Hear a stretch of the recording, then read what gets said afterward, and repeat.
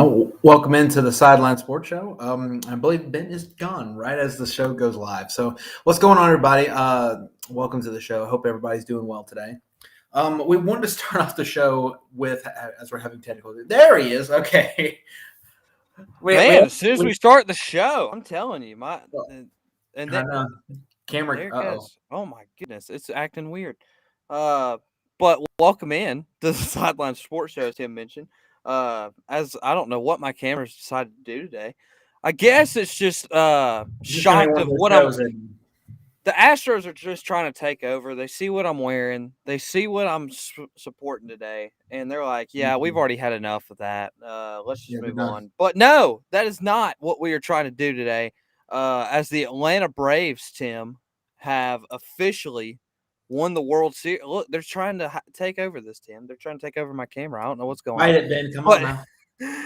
But for the first time since 1995, I wasn't even born. Neither was Tim. I was the Braves. -2. Yeah, exactly. I was negative. Let's see. Hard math. Hard math here. -3. So yeah, it's just insane that we get to witness this. So Tim, give us your thoughts on your reaction to the Atlanta Braves winning the World Series.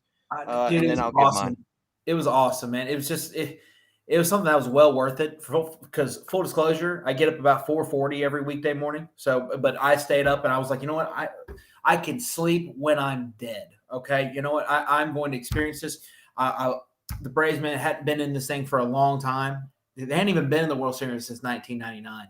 So this is the first time we really could enjoy them being in the Fall Classic. So it was awesome to see, man. Soler with the bomb out of the stadium. Bomb. They said that ball went, what 446, 443, something like that? Yeah. Come on now. You know that's 470. That's got to be 470. That's got to be 470. I mean, at the least 470. I mean, you hit it out of the stadium over the train tracks. I remember when everybody made a big deal about Albert Pujols' home run back in the day. Deservedly so. It hit it on top of the train tracks. Soler in the World Series, in a game-winning home run in the World Series, by the way, hit one out of the stadium over the train tracks. Yeah. I mean, dude, it was an absolute missile. Then Dansby goes yard for a 2-run shot. Freddie gets a double, driving the 6th run. Then the solo blast to left center field. Hopefully that's not his last at bat in a Braves uniform. We'll probably talk about that here in a little bit as well. But overall, this Braves team it's been a roller coaster year, man. I remember, the first 107 games of the season we were under 500. It took us a long time to get over that hump. So, just overall, this Braves team's been something else. You lose Ronald Acuna. You think you're going to get Mike Soroka back sometime in the summer. He ends up re-injuring that Achilles. He's done, and maybe we'll get him back next spring or next summer. But you don't know what kind of pitcher he's going to be, being out 2 years and all that. So, and you lose on that. And you lose Charlie Morton about game one. Game one in the 3rd inning to a broken leg. And yet you still come out of that game victorious. You come out completely victorious in the World Series. You upset the Brewers, who people really thought were going to beat the Braves and make it look easy just because of their pitching. And their pitching was really good, but the Braves bullpen really, truly was the X factor this postseason. So, especially the bullpen, those guys were amazing. You could tell, though, in Game 5 in Atlanta that they were a little gassed. They were definitely a little gassed. Fortunately for them, Max Fried shoved, man. He shoved in Game 6. 6 innings. I really thought he was going to go 7 or 8. I was very surprised to see Snicker take him out, but that was what they planned to do all along. So I can't fault them for that too hard, right? So but overall, man, the Braves get the job done. Max Fried was brilliant. The Braves were brilliant. I mean, Alex Anthopoulos. I mean, I wish he could have been there. Yeah, seriously, I wish he could have been there. He tested positive for COVID. We didn't find that out until today. Yeah. So that was the reason why he wasn't there. But man, this Braves team was something else, man. 88 wins, the fewest in the entire postseason. That's including wild card teams too, man. This team was something else. It was fun to watch. And now it's time to party. Got the Braves parade tomorrow. I wish I could go. I don't know if it's going to line up to where I can go. But you know what? I'll be watching definitely on my phone or somehow, some way. I'm gonna be watching. So Yeah. it's an awesome time to be a Braves fan. I remember the nostalgia, Ben, and I'll let you talk here after I finish this. Yeah. I remember the nostalgia of walking into Turner Field, looking up. There was a scoreboard up there from Game 6 of that '95 World Series. Yeah. That had the stat line: Braves 1, Indians nothing. 6 hits for the Braves, 1 hit for the Indians. I remember that thing. It's just as a kid, I think goes, oh my gosh, that's part of history. That's an awesome night, And who can forget the legendary call? Braves win, Braves win. It's just all of that come together. It's like, when are we going to see that for ourselves? When are we going to see that with the current Braves team? And we got it, man. Who'd have thought it would be with this team, especially in the way that you're started and your big injuries that I mentioned earlier? It's just something else. And I honestly, this is the sports. If anything I wanted to happen, this was it. I'm a Panthers fan, I'm a Bulls fan. This made me happier. I was more happy to watch this than Clemson winning 2 national titles in football. There you go. Okay? This is something, and plus, first of all, we're divided on college football teams: Clemson, South Carolina, Georgia Tech, Alabama. I mean, you name it. We're all divided, but a lot of these guys, a lot of the people that are divided on that, we're all united on the same thing for our love for our Braves. It's awesome, and it brings a whole Braves country together. And I'm excited, man. Let's party. Yeah, and so I'm going to give you a couple things. First off, it was incredible for me.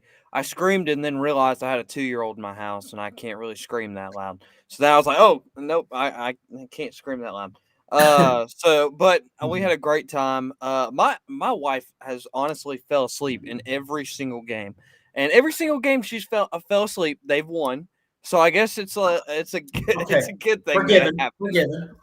So she can't even make it through majority of the games alone. So anyway, but we had a great time getting to watch the Braves win. Especially, this is huge for the state. It's huge for the city. I mean, a lot of people you've heard it from other states, the Georgia sports curse, the Atlanta sports curse, and everybody's like, oh, it's a real thing. And eventually, after that Game 5 where they came out and won it, and everybody was like, oh, here we go again, that 3-1 lead, here we go. And you know what? They defied all odds and killed the narrative, as they put in the tweet. And I think the coolest thing is that I saw this today. 2 things. The Braves won 44 games in the first half of the season. They won 44 games in the second half of the season. And then on the 44th week of 2021, they win the World Series. If that's not a Hank Aaron conspiracy theory right there, then I don't know what it is. All right. So has a little touch on the game from the heavens.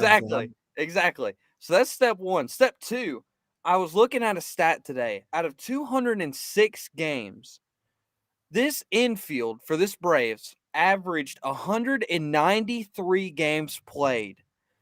And no one is really giving credit to this infield for sticking together, for sticking through it, because midway through the year, a lot of the fans did. It kind of gave up, especially when Acuna went down. The outfield was a mess. The catching was a mess. The starting pitching was a mess. The bullpen was a mess. And yet this infield stayed together all year long and kept it going.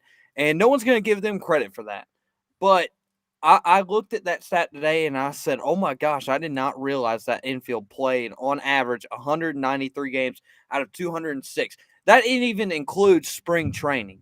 So majority of those guys played almost every game during spring training. Wow. And the ones that they missed were mainly in spring training. They only missed on average 1 game during the regular season. And that was towards the end when they won the East.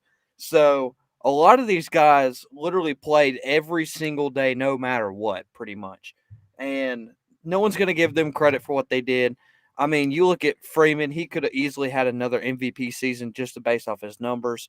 Austin Riley probably had the best year he's ever had in a Braves uniform. Dansby Swanson and Ozzie Albies can say the exact same thing. And no one's going to give them a lot of credit that they do deserve.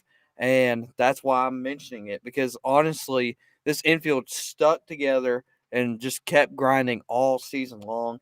And it's just awesome to see them get this win, especially being from Georgia, it means a little bit more to me as well. So it's just awesome to see. Awesome to see. Yeah, But I bet it definitely feels good to get that monkey out the back because I'm sure y'all heard yes, 28-3. I mean, Georgia up. What was it 3-1. Yeah, I've 17-3 heard against Alabama? Georgia choking in SEC championships, national titles. Even though I don't care about Georgia. But the good thing is this: is that in 2017, this is the crazy part. In 2017, that was the year the Falcons were in the Super Bowl. They were really good, and everything else around them was just kind of not doing so well. Like Atlanta United wasn't even born. The Hawks were struggling. They were still in that rebuilding stage. The Right. Braves, that was their last year of the rebuilding stage. Georgia was 8-5. I think Georgia Tech was in that range as well. Or no, excuse me, they were 3-9 in 2017.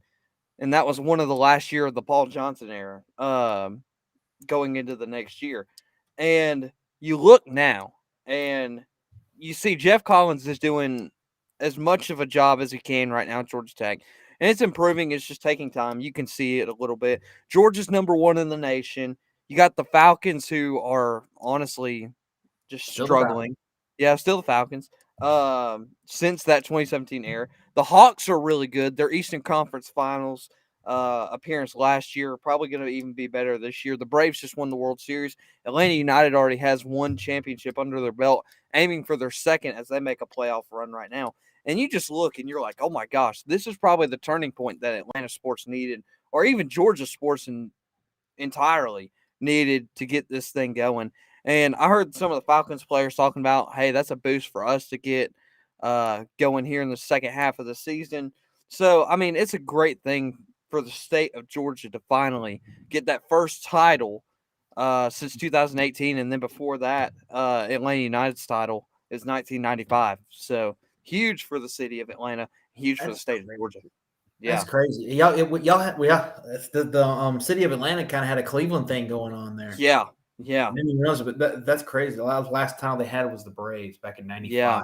That's something else, man. And again, I'm loving. By the way, I'm sorry. I love the Braves, but make no bones about it. I'm so glad and stoked that my Panthers kicked y'all's butt. Yeah. Hey, look, we were hanging in there for a while. We were hanging in there, and then you got Stephon Gilmore. Okay. Yeah, pretty much. And he, I saw some. I think I heard someone say he only played like 17 snaps in that game. I don't It was like crazy. I'm just like, okay, we need to get him out there more than that. I hope they do that this week because we're going to need him against the Patriots because that's going to be a defensive slugfest. But, I mean, and the Falcons, man, especially their glory days. Matt Ryan, obviously not exactly what he is anymore. So and that's proven this year. Yeah, and definitely Julio Jones going on, leaving, getting traded. He's been dealing with a calf injury. I know, or hamstring, whichever one it is.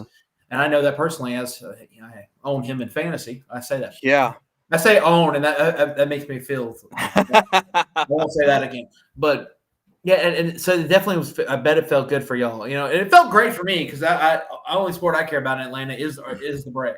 Right. Make sure I'm grammatically correct there. Is the Braves.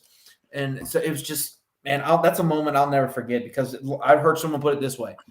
You don't know when or if it's ever going to happen again. It could be another 26 years, and then we're in our 50s, Yeah. And we have kids of our own and we're going to be able to tell them about it. I remember back in the day when I was your age, and this was the last time it happened. So it was just some special that we got to share with not only us, but I'm sure you got to enjoy that with folks.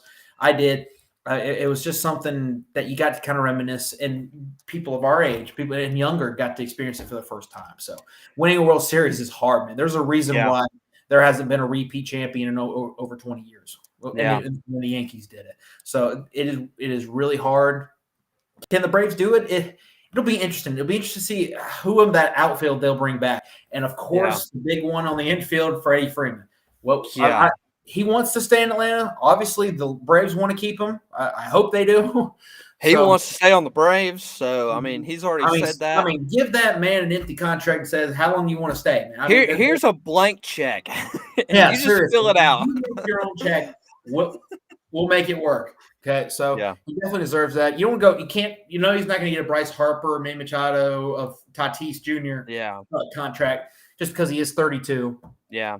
So, but I think a 6-year or 5-6 year deal could probably be in the works for him for sure. And the Braves or Duvall, whichever one, declined his year option on his contract today. So maybe he'll come back, maybe not. It would be interesting to see how many of those guys that they bring back, and Yeah. or will they let Duvall go and then bring him back at the trade deadline? Who knows? Yeah. Just like they did this past Sure. year. I Sure. don't see them keeping Jock Peterson. I don't know I if could that's see gonna that. happen. He had moments for us, and we'll always be grateful for that. Especially, I was there for Game 2 in the LCS when he went yard off Max Scherzer. That was an absolute bomb and a fantastic moment. So I wouldn't be mad if he came back. But honestly, if I had to pick and choose between him and Jorge Soler, I'm definitely choosing Soler just because of the overall power bat that dude can showed a couple years ago. He can hit 40 home runs in a season.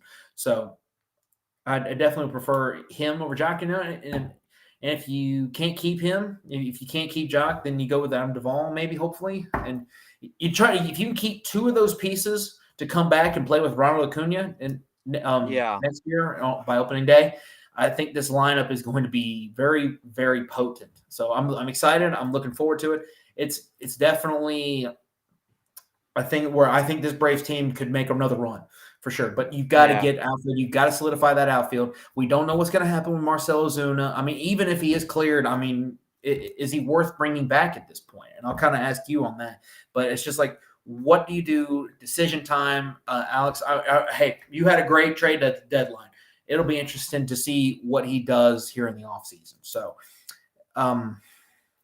overall, just an awesome moment for the Braves. So, what do you think about the outfield situation? Who would you bring back, and what are your thoughts on the Marcell Ozuna situation then? I think if what happens, and that's kind of weird to say, but if they get the chance to void Marcell Ozuna's contract because he has to go a year without pay, then that's a good thing for the Braves. That gives them a little bit more room to be flexible and go sign who they want to sign. But if it's Right. up to me, you got guys on. Obviously, number one is going to be this guy that Cody said. That's first Yeah. number one. Sign Freddie Freeman, hands down. That's number one. That's project number one. Yeah. Once you get that done, then you go and say, yeah, all right, who you gonna? I would honestly sit down with Ronald Acuna and just say, hey, who do you want to bring back? Who do you think is going to be best beneficial to help us do this run again this year? And I think Jorge Soler would probably be in that group from what he did in the World Series, just in the playoffs in general. I mean, had COVID, came back, and played like he didn't miss a beat. And that's exactly what you want. Eddie Rosario, he's still a little young, and that's a good thing to have. But injuries are always been his killer, and you always got to watch out for that. So I think that will be a big piece as well. And I would say bring him back. You also got to think you got to sign somebody to have on that bench player. Are you gonna go back and sign somebody like Johan Camargo, or are you gonna let him walk? I think they're gonna let him walk just because of the Yeah. things he's been good. He's been really good in AAA, but not really in the major league level. So I think that will probably be what they do there. Yeah, I could definitely see that happening for sure, man. And again, just an overall could be once in a lifetime opportunity because again, I heard someone put it this way: how many times did Cubs fans how many Cubs fans went their whole lives and did not see a World Series title? How many Red Sox fans won a whole World Series, didn't see one title? So it's something you can't take for granted for sure. So overall, just impressive performance from the Braves, especially in the postseason. You took down the Brewers, they're great pitching that they have. The Dodgers, who just seem to have your number for the last few years. First time the Braves actually won in LA when they took Game 4, in dominating fashion. The first time they won a game in LA, it felt like in forever. So definitely, it was a great experience. So yeah, Cody, you Cody says, I would bring back Duvall, Soler, and Rosario for the outfield. If we are able to avoid Ozuna's contract, re-sign Jock if DH also comes. So, yeah, Cody, that's a good point, actually. I forgot about that. MLB may be revisiting this and going to the DH next season, which I'd be all in favor for because, again, as much as, it's cool to see when guys like Zach Greinke, guys like Max Fried be able to have their high averages that they have. But overall, it'd be more fun to kind of get like a Jock or a Jorge Soler in there and be able to see another bat, and again, it'd be more offensive. And I think that's what more people would probably want to see anyway. So.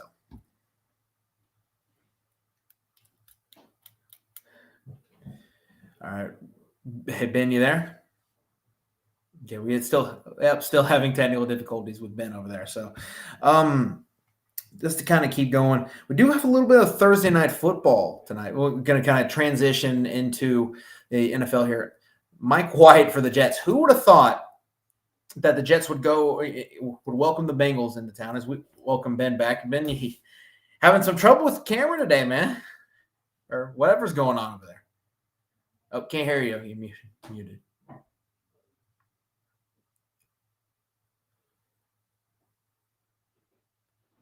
But yeah, definitely. But yeah, got a little Thursday night action tonight. Mike White, welcome the Bengals last week, and Joe Burrow actually kept Jamar Chase, who was top 5, who was top 5 in the league in receiving, held him in check. He still got a touchdown, but he was able to keep him, I believe, under 40 yards. So overall, the defense for the Jets played very surprisingly well, and they've had moments where they played well, but they've also had their moments where they haven't. So the moment where they were able to kind of hold Joe Burrow and Jamar Chase down enough. So, and then Mike White balled out. Had 2 picks, but still had, 3 touchdowns. Threw for over 400 yards, I think 409 to be exact. Had 3 touchdowns. Played awesome. Again, the key for them is the running game. Michael Carter, that dude right there had 60-something rushing yards and 93 receiving yards last week. That dude is their playmaker on offense. And I don't just say that because he's on my fantasy team. I say that because, man, when that dude has the ball in his hands and he goes off for 150 plus yards, almost 160 yards, that is your playmaker. That is the guy that you want in the backfield tonight. So again, as the Jets take on the Colts tonight, Colts, kind of an interesting team. Carson Wentz is quarterback. They can be good, they can be bad. So as evidenced by their game against the Ravens, which they had a pretty sizable lead and were able to blow it. So, and then there's my Panthers. So, and Cody, I see Panthers might still have a chance at the postseason. They do. When you say chance, actually, I looked at the playoff picture today. They'd be the 7th seed, and they would go to Arizona in the wild card round. So, the Panthers still definitely have a chance for sure.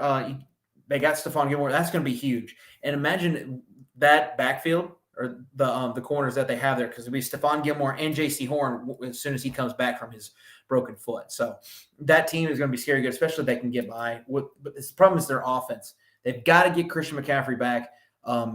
It could be this week. They do have 21 days to activate him and to play, as they took him off IR. So it'll be interesting to kind of to see where that offense goes. And Sam Darnold we'll be honest with you, since the 3-0 start, he's kind of been he's been trashed. He's been out. He hasn't played very well. They did a little bit better job with the offense and the overall game plan last week against the Falcons.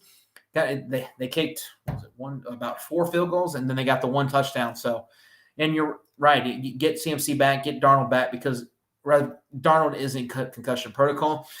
I don't know how I feel though with PJ Walker. If I like him, but I have my issues with him. So overall, I think this Panthers team is legit defensively. If they can kind of figure it out, figure out a way to put some points on the board, I think this team could be a legit team down the road, especially if all you got to do is get into the playoffs as one of the top 7 teams in the NFC, and that's definitely possible. So, and again, we've seen the Denver Broncos when they took down the Panthers in Super Bowl 50. They had a good quarterback, obviously a Hall of Fame quarterback, but at the time, Peyton Manning was not much more than just a game manager at that point. He was not a good quarterback, but they were still able to overcome that and were able to win the Super Bowl. So sometimes all you need is a good defense, and you'll be okay. So I agree with that, Cody, completely. You get CMC back and you get Darnold back, hopefully healthy, and you get him out of concussion protocol. So it'll be interesting to see that kind of dynamic, and hopefully we won't have anything where we'll see Will Grier. And then this game against the Patriots, Mac Jones and obviously Bill Belichick, they're going to come in with a good game plan. So when you look at this game, this one, if you like offense, if you like high-flying action offense, if you like high scoring, the Panthers and the Patriots is not going to be that game for you. It's not going to do it. That game might be the first one to 20 win. It could be. It'll be in the teens. There won't be a whole lot of scoring in this game. So, but if Donald's not able to play, which it doesn't look like he's going to be, we don't know for sure. It's kind of up in the air. We could get CMC, we can get Donald back, or they could both be out. So you don't really know what you're going to get from the Panthers this weekend. So a lot of good action going on this week. Ben wanted to talk a little bit about some basketball, but we haven't quite gotten there yet. And a little more college football. I want to talk a little bit about the rankings. What is up with those rankings, first of all? I'd love to get your action. If you guys are watching on YouTube, if you're watching on Facebook, feel free to comment down below and let me know what your thoughts on the rankings were. But I was not a fan of them. I'm not a fan of them, and there he is. There we are. All right, this is the best we're going to get. This is the best we're going to get, fellas.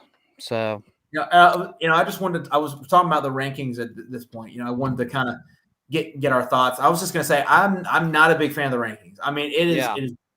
I mean, you put Cincinnati down there at 6. Look, I know their strength of schedule is not great. It's worse than Wake Forest, and Wake Forest is like in the 80s or 90s.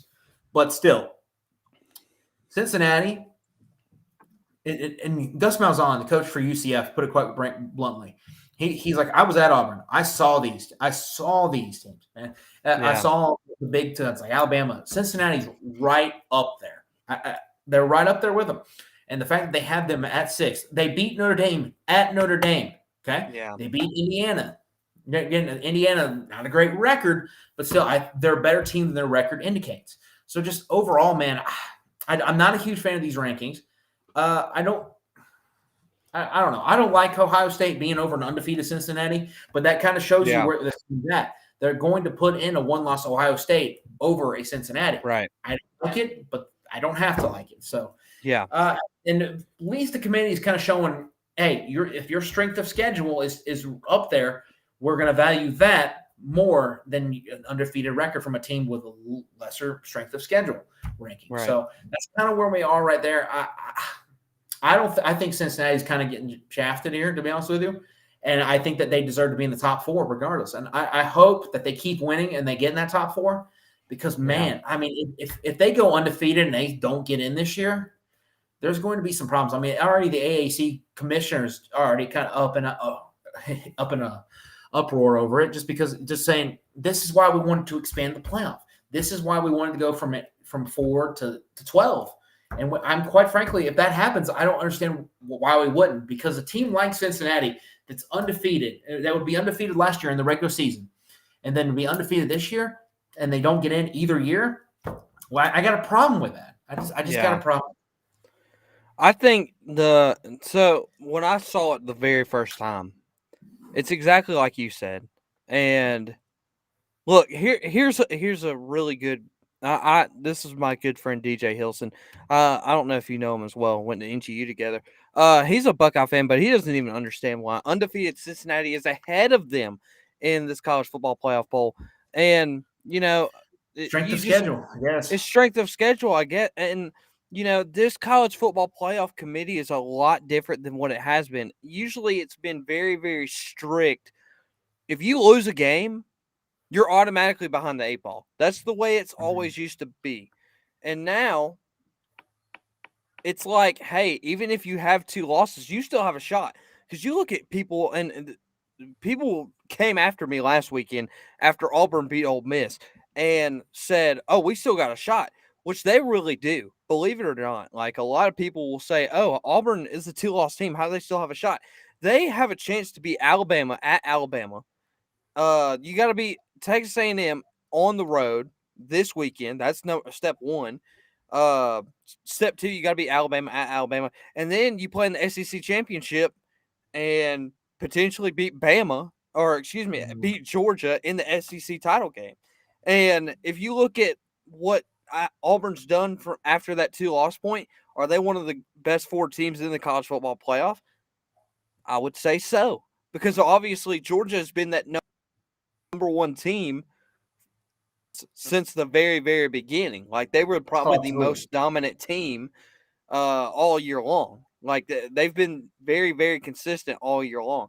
So if they do all of those things, I would say, yeah, a 2-loss team would be okay to get into that Final Four spot. But the College Football Playoff Committee is looking at something very different. We have no idea what they're really looking at in terms of everything that they do to look at how teams get in, teams get left out. And Cincinnati right now, the only true good win that they have is over Notre Dame. Like, really. And they'll have an SMU team at the end of the year, but SMU, if they would have stayed undefeated, would have looked a little bit better. But now that they're not undefeated, they'll just look at them and say, oh, it's just another team in the American Conference. And it won't be enough for Cincinnati to prove. I know that sucks for Cincinnati fans, but it's the exact same thing UCF went through a couple years ago, where it's the American Conference. You're not going and playing an SEC team every single week. So that's why a team like Auburn, yeah, exactly. It's like a team like Auburn, if they do all these things right, they'll be a better team than Cincinnati, and it will prove. It will show on paper that Georgia's probably been the most consistent team. Alabama probably the second most consistent team. And if you beat both of them, then I don't see why you could not leave them out of this Final Four. Yeah, but I just think it's blatantly disrespectful to a Cincinnati team. Yeah. By the way, you say, their only good win. That's a heck of a good win. I mean, Clemson went there last year, a team that went to the college football playoff a year ago and lost to that Notre Dame team at Notre Dame. So that is a huge win. That is a great win, and they look good. They looked like the better team, and they made it obvious. So I don't understand. I don't get why they're putting Cincinnati at not the top 2 or top 3 or top 4. I mean, 8 people, they're second. But what makes you think that? Oh no, they're the 6th best team? Because they're not better than Ohio State. It's like, I don't know. Cincinnati's been somewhat consistent throughout the entire year. Ohio State was booty, to be honest with you, at the beginning of this year. They've kind of rightened the ship now, but they were not very good. They were not. Yeah, they just weren't. But that now with the CJ Stroud starting to finally find a stride, Oregon had a bad loss to Stanford in overtime the other week. Yeah, that's true. And now they're without their starting running back. They're without their biggest weapons. I think Oregon's probably going to lose again. I mean, they may not, but I think that they will. So I don't see it. I don't understand why they think Oregon. I think if you take on a field right now, Cincinnati beats Oregon, okay? That would just happen. Ohio State, that'd be a good game because early in the year, Cincinnati would have wore them down and would have beaten them. Right now, Ohio State playing a little bit better ball right now. I know DJ is thrilled about that. They are playing better ball right now, so I think it'd be a good game. I really do. But Cincinnati can definitely hang with these teams, man. I mean, give these guys a shot for crying out loud. I don't understand where the hate comes from. It's like all of a sudden – they're now evaluating strength of schedule matters. And you're just like, okay, but other years it was this, other years it was that. Yeah, exactly. I don't understand why one committee values something at 1 year and then values something the next. And it's like, how are you going to hold them accountable to strength of schedule when you're scheduling teams years and years in advance because you have to, and you can't control. I mean, when they scheduled Indiana, they thought that was going to be a good team, especially last year. I was like, oh, that could be a resume builder. And it turns out it's not because Indiana has not won many games this year. Yeah. So I don't think holding teams to a strength of schedule is the accurate way. I think sometimes more so the eye test. It tells you really truly people like, oh, your eyes can deceive you. Sometimes. But most of the time, what you see is what you get. And we get overthinking things sometimes. I'm telling you, when you watch Cincinnati play, that looks like a good team. And again, they're like, oh, but they're not beating teams in their own conference that are bad by worse scores. By a big margin. Yeah, but it's like guys, it's like these teams see them every single year, right? That's not going to happen if you play an Ohio State or you play a Alabama or Georgia. These teams don't see them at often. Right. Teams in their conference do, so that they're not going to be able to blow them out all the time. There's going to be games that are close. There's going to be games in which that you have to fight it out. And they're going to hold them accountable for it. See, they're struggling against a 3-6 Tulane or whatever Tulane's record was, and they only beat them by 16 or 17, and it's just like, really, that is the standard we're holding these teams now? It makes no sense to me. I don't like it, and that's why I'm in favor of the playoff expansion. And that because basketball's got it right. You win your conference tournament, you're in them automatically, right? You need to give away in which teams like to say that I liked it. The top 5 conferences doesn't say the top. It wasn't top 5 power. It wasn't your top 5 Power 5 conferences. It wasn't all them. It was top 5 conferences. And arguably a year ago, the Pac-12 wouldn't have been in it. Yeah, that's true. They'd have been vying for a wild card. It'd have been either Coastal or it'd have been Cincinnati last year. They've been one of those 2 teams, and then you would have your wild card teams come in. And it just blows my mind that we still have like, oh, they don't play in the Big 12. They don't play in the SEC, ACC, which is so bad right now. I mean, goodness gracious, you think you have that Coastal figured out with Pitt winning it. Then they go out there and they lose to Miami.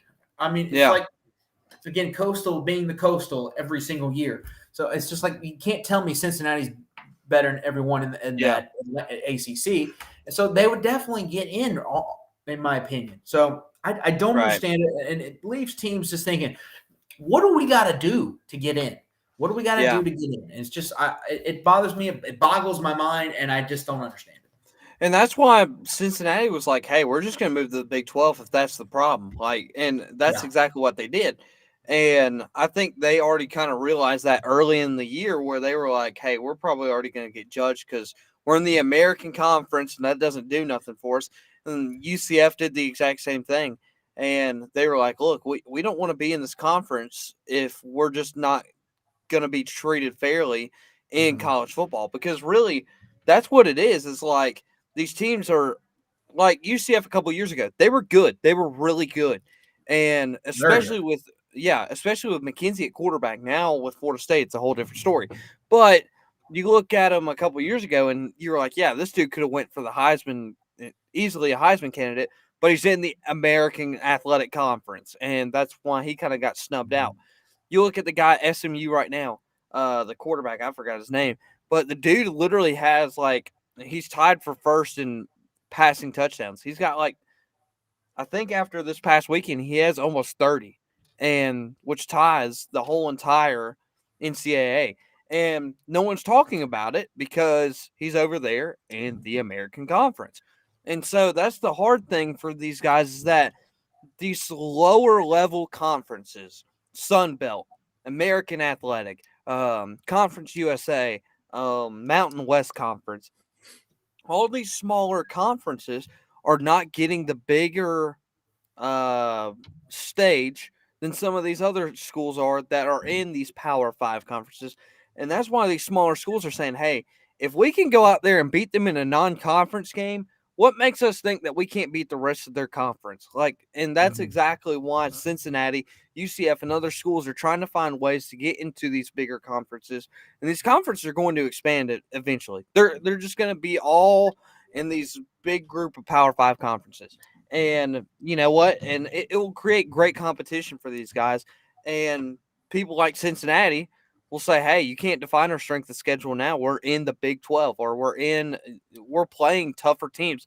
That's exactly what you asked for. And if they still get snubbed out, then it's really just the College Football Playoff Committee. And I know that they change every year, but you have to have a guideline of every single time you sit down. It's got to be the same exact thing every single year. I know new people come in and older people go out, but you got to keep the same standards because if you don't, then you already are starting to see that phase with the committee where it's like a couple of years ago, you should have allowed UCF in at this point because they had a great schedule those couple of years ago. But now that somehow Cincinnati doesn't have a great schedule and their only supposedly good win, which is a very good win, like Tim said, is Notre Dame, then we got a problem. We have a problem with our college football committee. That's the problem. It's not even Cincinnati, and I feel bad for Cincinnati because I think they'll go undefeated all the way. They'll probably play SMU again in the American Athletic Conference Championship and probably win it, and will maybe even get snubbed out at the end because Michigan State, if they beat Ohio State, sorry DJ, and then they go on to win the Big Ten championship because Iowa has just fell off the face of the earth. Who even knows where they went? Sorry, Tim. But anybody else in that conference, Wisconsin's not that great. Northwestern's not that great. You just look on the other side; it's really, really weak now, and there's no one else that really wants to watch that. So if they're very top heavy with their top 4 teams, Michigan State, exactly, Penn State, who I mean was up there, but then they lost to Illinois, and then they lost to Ohio State. So, and I don't know. The whole conference really truly is very top heavy. You said, Iowa fell off. I mean, their offense just completely disappeared. So just overall, like you're right. Like then the years past, we were like, wait a minute, they could be. Like UCF could have beaten 3/4 of the Power 5 conferences opponents. It was just the very top half of the league that they'd maybe have trouble with, or would it'd be a tough fight. So I don't know. It doesn't make sense to me. And they're like, oh, they can't compete with the big dogs. It's like, look, they went to Notre Dame. And where is Notre Dame even ranked in the rankings? They're 10th. They're 10th in the country. They went on the road and beat a number 10 team by their rankings, and they're 6th. Yeah. Make it make sense, because it doesn't. And you're right. We need a very similar way, like guideline. Hey, this is what we're looking for in a playoff team. Exactly. We want to get into our playoff. Because it changes every year, and that's the problem. Yeah. Mm-hmm. And I think the hard thing, because here's what's going to happen, and this is going to make everybody mad, is that you're going to see 2 SEC teams get in. Regardless, it doesn't matter if Auburn wins out and they win it all. Even though they have a shot to, even if they beat Alabama, I still see a 2-loss Alabama. Them looking at them and saying, "Yeah, they're a better team than Cincinnati." Boom, let them in. And then you look at that: 2 SEC teams get in. Georgia, Alabama, probably, or Auburn if Auburn does their destiny. Craziness. Then you got Michigan State or Ohio State. Whoever wins that game and then wins the Big Ten is going to make it in the college football playoff.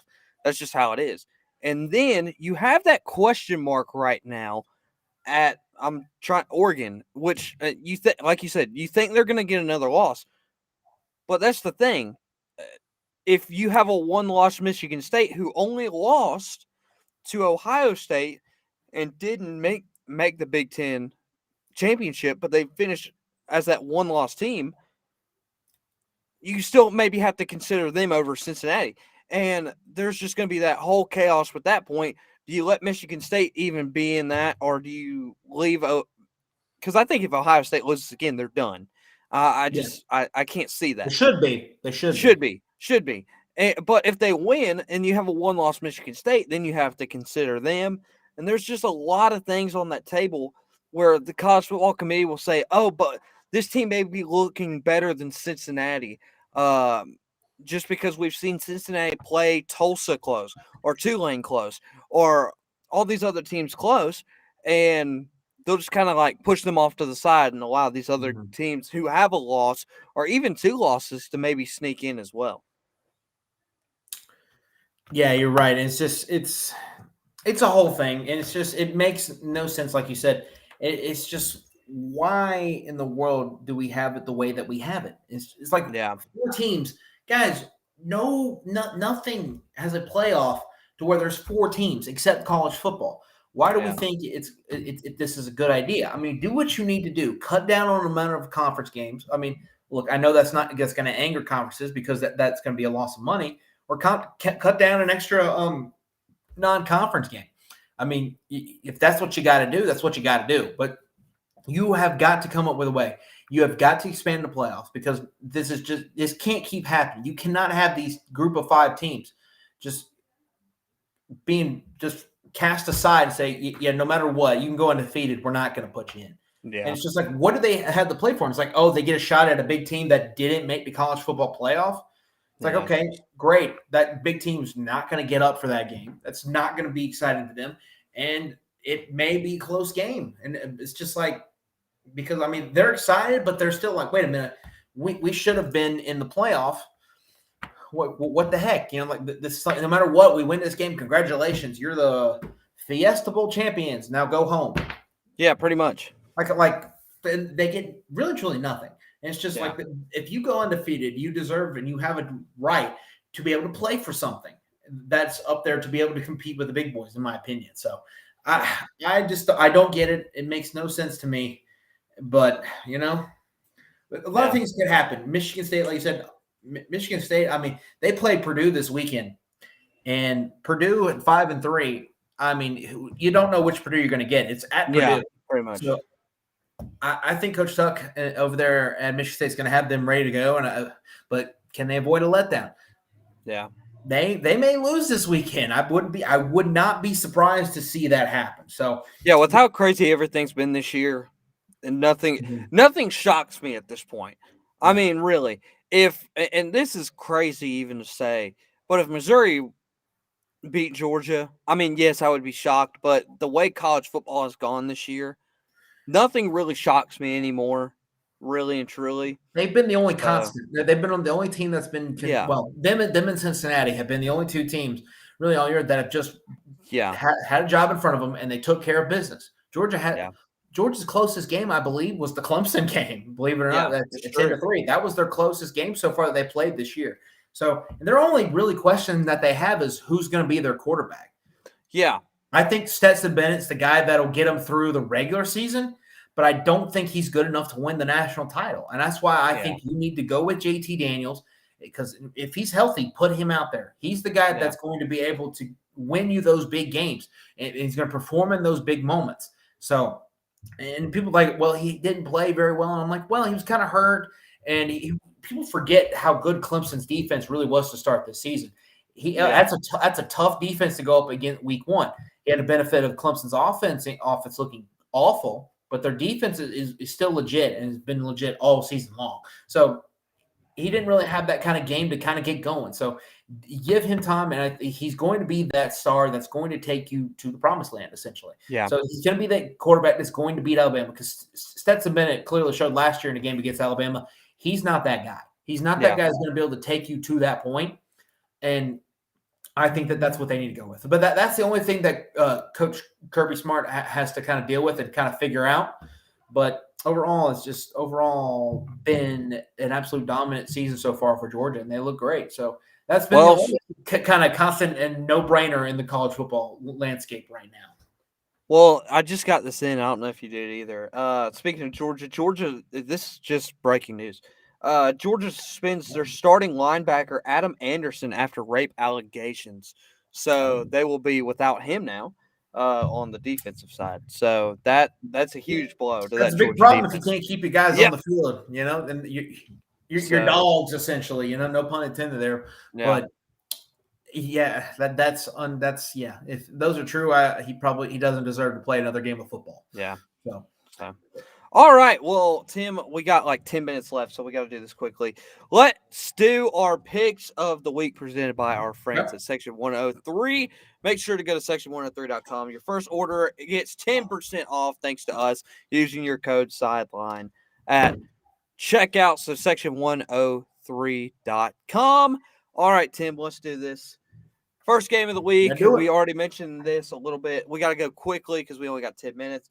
Auburn at Texas A&M. I'm going to go with the sleeping team. I know I let them down last week, and I won't let them down this week. Give me Auburn in a very, very close one. I think they have a really good team. I thought I slept on them a little bit after the Georgia State game, but they've rebounded, they've bounced back, and they've looked good. Their only loss was to Georgia since then, and they played pretty good. So I can't say anything else other than I think they'll win in a close one.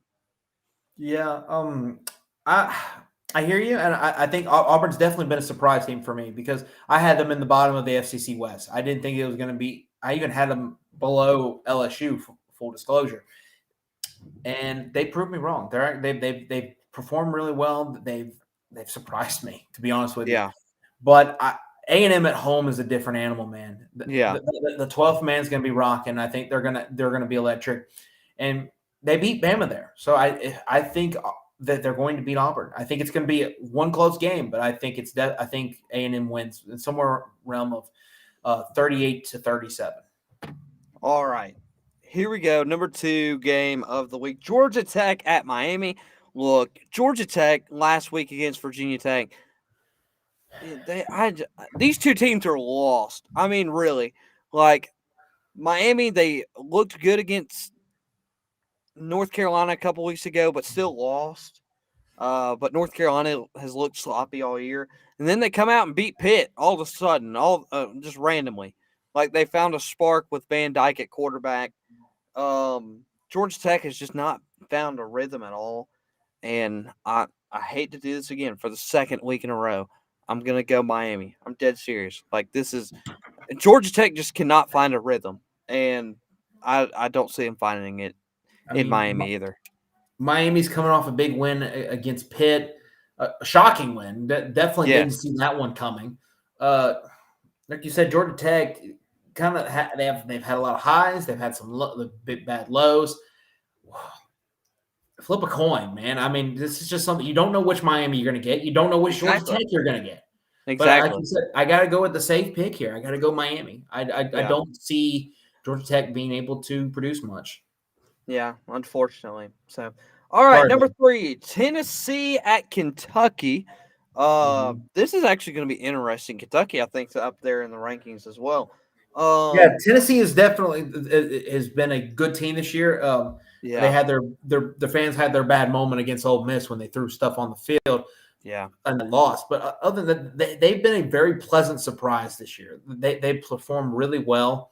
Kentucky's got a great defense. They do have a great defense. But is talking about which Kentucky's going to show up? Is it going to be the team that almost loses to Chattanooga, an FCS team in the SoCon, or is it going to be the team that showed up next week? I forget who they played the week after that, but showed up and showed out and performed really well. Florida. Florida, thank you. Yeah, they went there and beat Florida. So which Kentucky team are you going to get? Yeah, So obviously the matchup to watch in this one is going to be the Tennessee offense versus that Kentucky defense. And I think the Kentucky defense will be strong enough. So I say Kentucky will win 23-20. okay. Um, I don't know. I mean, this is a really good. I wouldn't say really good. I would say a better Tennessee offense than it has been in the past. Their defense, on the other hand, has just not found a rhythm. But on the other side of this, it's like you mentioned, Kentucky's defense is really, really good, but their offense has not really put up a lot of points this year.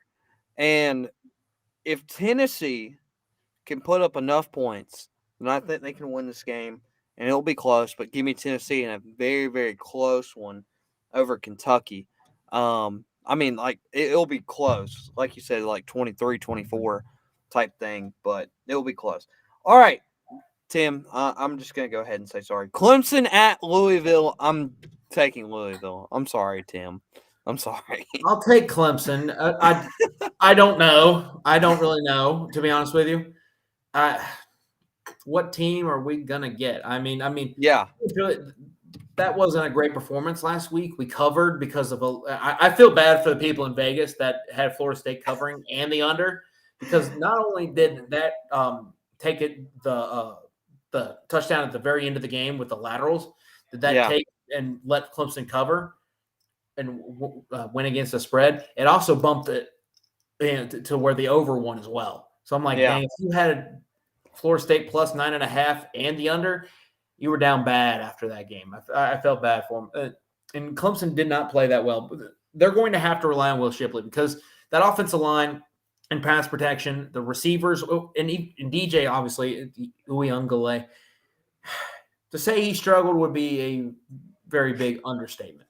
So You're going to have to rely on Will Shipley running the ball, not throwing it to him because he dropped the wide open touchdown pass against Pitt. So Yeah. it's just one thing after another with this Clemson team.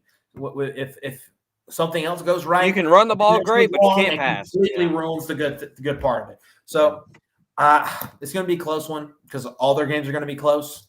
Because they can't score unless they run for 400 yards against somebody. The game's going to be close. So, but I think Clemson wins. All right, Liberty at Ole Miss. Tim, The I'll let Hugh you go Freeze first. Bowl. Yep, pretty much. Oh man, He'll be welcomed back with open arms. right? No. I'm sure there'll be a mustard bottle waiting for him. Yeah, probably. But no, this is a fun one. Liberty is a team that will look really, really good, but they're also a team that will kind of surprise you. It's like, how did y'all lose to Louisiana Monroe? To Syracuse. Yeah, how did you guys lose to Syracuse? I mean, Syracuse isn't a bad team. That's a good running football team. Yeah. Excuse me, but they should have had that game. Yeah. They should have won that game. And I think that's very indicative of how this game's going to go. I think Liberty's going to keep it close for a while, but I think Ole Miss runs away with it late. So, and I think it'll be probably 28-21 going into the fourth quarter, but I think Ole Miss probably scores about 17 points after that in the fourth quarter and wins about 45-21, 45-24, somewhere along those lines. Something like that, yeah. So I think it'll be fun to watch, but you got to keep an eye on this one because there's a lot of obviously storylines going into the game, but there's also storylines kind of on the sidelines as well. So it'll be interesting to see how he's welcomed back to Oxford.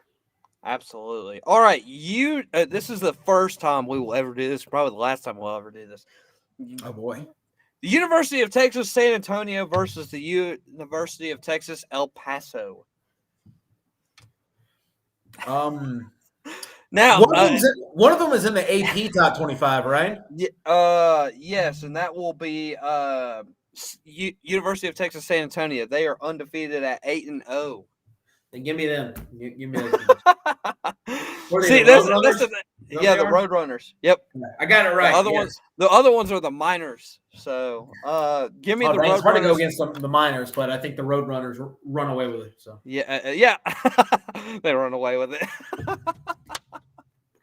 Yeah, there you go. Good job, Tim. I'm gonna go with the Roadrunners as well. I mean, they're 8-0. I mean, they've just been unstoppable. UTEP last week lost to Florida Atlantic. I think their only other loss was Boise State, but that was in a blowout. So give me the Roadrunners. All right, one of the traditional games, Army at Air Force. Tim, I'll let you go first. Army's too good, man. Army is just simply put, Army. Now we got to relax on their defense, obviously, because Wake Forest, I've never seen this done before. In 17 minutes and some change, scored 70 points. Yeah. How do you do that, and how do you let that happen? I saw someone say, like, how do we have this much millions of dollars spent into our national defense, and we let this happen? I mean, it was bad. But Army's offense still scored 56 points in that one. So that one was whoever brought enough defense, and pretty much Wake Forest had a pick six that changed the tide of that game, and so there you go. But Army overall is a good team, and they will take down Air Force. Yeah, I'm going to go with that as well. But the hardest part for me is if Army gets behind, they cannot throw the football. Air Force can. So there's going to be the little bit of a difference. And Air Force has played people close all year long. I mean, that their closest loss, I'm looking at it now. San Diego State was last week. They lost to them. They're on a 2-game. Excuse me. No, they're not. JK. They lost last week to San Diego State 20-14. That is their closest loss that they've had all year long. Let's see. Utah State was the other team that beat them 49-45. So, I mean, they've played people close all year long. It's just I think Army's just too good. I really do. So, all right, Tim, that is the end of our pick'ems, and that is the end of today's show. Make sure to go on social media and follow us on Facebook, Instagram and on YouTube. It's Sideline Sports Show or at Sideline Sports Show. You can look up at either one. And then, Tim's pointing. You just can't see. That's an easy point, Ben. I yeah, found that's someone right. I can He's point got at. that one. And then on Twitter at Sideline SP Show. And that will do it for today's show. Hopefully next week I can actually get a functioning camera by then, and we can actually be able to not have issues. Who wins tonight? Did the Jets make it 2 in a row? Oh man, Mike Blanken White. You know what? You know what? I didn't have an upset pick for college. Give me the upset pick in the NFL. Jets win tonight, and I'm it's hoping. showing our social Michael media. Carter, do me a solid. You gave me 30-some points last week in fantasy. Do it again tonight, baby. Let's go. I just hope you throw the ball to Corey Davis all week long, because I lost Derrick Henry. I lost Calvin Ridley. I know my fantasy team's just downhill. Play the right tiny now. violin. So just throw it to Corey Davis the whole game, and he'll be open to give me fantasy points. Don't listen to him. Throw it to Michael Carter. No, don't throw it to Michael Carter. Anyway, I need the fantasy points. Tim doesn't. All right. Well, that's going to do it for today's show. Make sure to tune back in next week on Thursday. That way you can watch us again live, and hopefully my camera will actually be functioning by then. If not, go to our social medias, check us out. We'll be posting the picks of the week. Let us know what you think on our social media posts as well. Are we right? Are we wrong? Let us know over there on social media. As always, it's been great supporting the Braves win and also being back on the show today. Tim, have a great week, as the rest of y'all should as well. And we will see you all next week on Thursday.